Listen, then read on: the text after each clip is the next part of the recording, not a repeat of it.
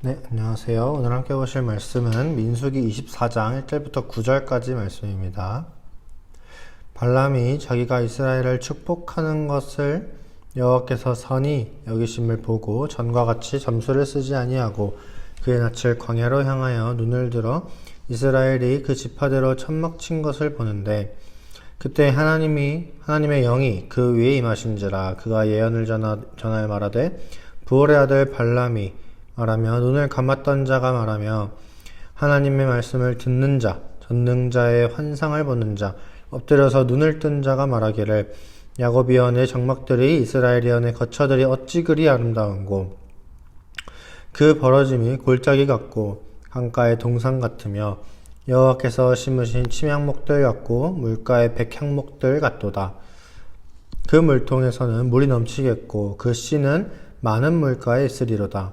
그의 왕이 아각보다 높으니 그의 나라가 흥왕하리로다. 하나님이 그를 애굽에서 인도하여 내셨으니 그 힘이 들소와 같도다. 그의 적국을 삼키고 그들의 뼈를 꺾으며 화살로 쏘아 꿰뚫으리로다. 끌어안고 누움이 숫사자와 같고 암사자와도 같으니 일으킬 자 누구랴. 너를 축복하는 자마다 복을 받을 것이요 너를 저주하는 자마다 저주를 받을지로다. 아멘. 오늘 말씀은 발람에 관한 얘기죠. 이제 발람에 관한 얘기는 아마 한 번쯤은 다들 들어보셨을 것 같은데, 이스라엘이 이제 하나님의 인도하심 아래 전쟁도 이기고 잘 나가기 시작했어요. 광야 생활을 하면서 이렇게 막 쭉쭉쭉 뻗어 나가기 시작했습니다. 네, 그 소문을 들은 모압의 왕 발락이 이제 거짓 선지자인 발람이죠. 이 발람을 불러서 이스라엘을 저주하라고 사주를 해요. 근데 이제 이 발람이 거짓 선지자였기 때문에 이제 점수를 쓰는 그런 선지자였습니다. 그리고 이제 그런 뭔가 오더를 받고 가는 중에 여호와의 사자도 만나고 막 갑자기 자기가 타고 가는 나귀가 말도 자기한테 하면서 나귀한테 잔소리도 듣고 막 그러죠. 그런 얘기들이 있는데, 근데 이 발람이 이스라엘을 저주하려고 할 때 저주가 아니라 실제로 나온 건 축복이었어요. 이게 이제 하나님의 일하심인 거죠. 그렇게 두 번을 하고 이제 오늘 함께 이제 세 번째 경우인데, 모압 왕 발락이 이제 발람한테 이스라엘을 저주하라고 또 얘기를 해요.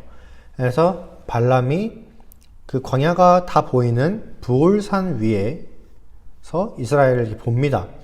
보는데 이전이랑 달랐던 건 발람이 자기 의지랑 다르게 이스라엘을 축복한 게 그 행동이 하나님이 선하게 여기는 그런 모습이다라는 거를 이제 발람이 알았어요. 그래서 이전처럼 막 이렇게 점수례나 그런 것들 쓰지 않고 그냥 이스라엘을 바라봅니다. 바라보는데 그때 성령이 발람에게 임하죠.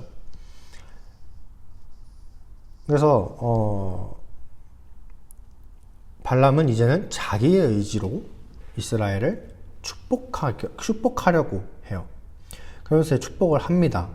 그래서 다른 선지자들처럼 성령에 사로잡혀서 자기의 의지로, 자기 말로 이스라엘을 축복하기 시작합니다.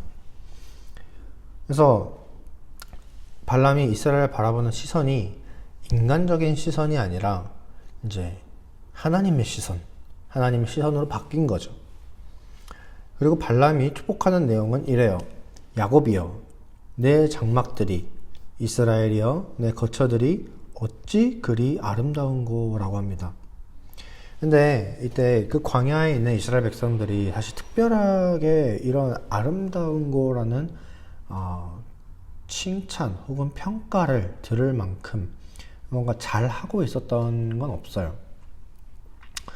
2절 말씀을 보시면 발람이 부올산 위에서 이스라엘 백성들을 볼 때 이스라엘 백성들은 그냥 자기 지파대로 천막을 치고 있었어요. 이 말이 뭐냐? 그냥 일상생활을 하고 있었다라는 거예요.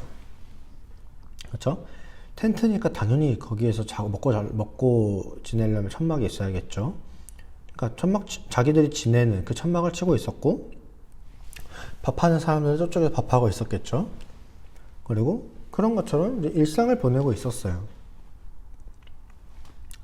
근데 하나님은 이런 모습도 아름답게 보신 거죠. 그래서 이 하나님의 시선으로 이스라엘을 바라본 이 발람이 이스라엘을 향해서 어찌 그리 아름다운고 라는 평가를 하는 겁니다. 아무리 평범한 일상일지라도 그 자체로 이스라엘은 아름다운 거죠. 조금 더 구체적으로 얘기하면 이제 6절 말씀에서처럼 발람이 이스라엘을 향해서 골짜기 같고 백향목 같다라고 얘기를 합니다. 여기서 골짜기 같다라는 건 이제 강한 힘과 번영을 얘기하는 거예요. 근데 당시 이제 수도 시설이 좋지 않았던 고대 시대였기 때문에 근데 보통 물이 흐르는 그 골짜기 주변으로 사람들이 정착을 했고 그 골짜기 주위로 이제 번영과 풍요를 누릴 수가 있었습니다. 즉 이스라엘의 골짜기 같다는 말은 발람의 인간적인 눈으로 볼 때는 그냥 그럴싸한 게 없는데 하나님의 눈으로 볼 때는 그들에게 공급하시는 그 하나님의 풍요가 있다는 얘기죠. 그리고 백향목은 당시 성전이나 이제 그런 건축물들, 주요 건축물들을 짓는 데 사용되는 목재였어요. 그래서 솔로몬도 하나님의 성전과 자기의 궁전을 지을 때 백향목을 사용해요. 그래서 이 성경에서 백향목은 위엄과 어떤 권위, 장엄함 이런 걸 상징합니다. 그래서 백향목은 나무의 왕이라고도 불려요. 근데 이스라엘이 그냥 천막 치고 밥하는 그 모습에 무슨 위엄과 장엄함 그런 게 있겠습니까? 그런데 하나님의 시선으로 이스라엘을 보니까 하나님의 그 장엄함과 위엄과 영광이 보인 거죠. 이제 이어지는 7절에서는 이제 아각이 나오는데 아각은 아말렉의 왕을 부르는 호칭이에요.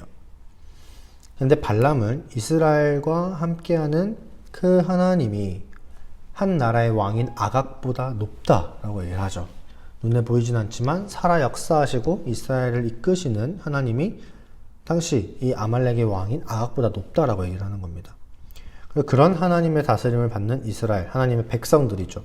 아무 보잘것 없이 보여도 결국 흥왕할 것이다 라는 거예요. 또 9절을 보면 너를 축복하는 자마다 복을 받고 저주하는 자마다 저주를 받을 것이다 라고 하죠. 마치 창세기 12장 3절에 이제 하나님이 아브라함에게 한 말과 같죠. 하나님은 아브라함을 복의 통로로, 근원으로 세우세요. 즉 이스라엘도 겉으로 보기에는 잘나 보이는 거 없지만 하나님의 시선에서는 복의 통로라는 거죠.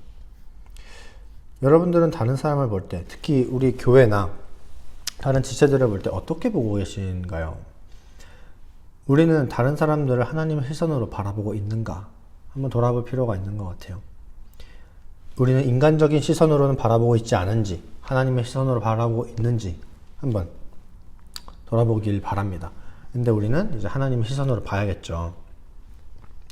그래서 하나님의 시선으로 본다면 정말 아무 보잘것 없어 보이고 정말 잘난 거 없어 보이는 그 사람이라도 정말 아름다운 존재인 거죠. 하나님의 형상으로 지음받은 존재이며 하나님이 그 사람과 함께 하시기 때문에 그 사람은 아름다운 존재인 겁니다. 여러분 한 사람이 다 그런 존재인 거죠. 그래서 우리는 비록 살면서 내가 잘난 거 없어 보여도 그래도 나는 하나님이 계시기 때문에 아름다운 존재인 겁니다. 너무 낙담하실 필요가 없어요. 그래서 이런 생각을 가지고 나를 바라보고 또 다른 지체들을 바라보고 그렇게 살아가시는 여러분들이 되었으면 좋겠습니다. 그래서 함께 기도하셨으면 좋겠는 것은 이제 하나님의 시선으로 나를 보고 또 다른 사람들을 보고 그렇게 하나님의 시선을 내가 가질 수 있도록 그리고 남을 저주하는 말보단 그래도 축복하는 말들을 많이 할 수 있도록 이 두 가지를 위해서 함께 기도하셨으면 좋겠습니다. 함께 기도하겠습니다. 사랑이 많으신 하나님 아버지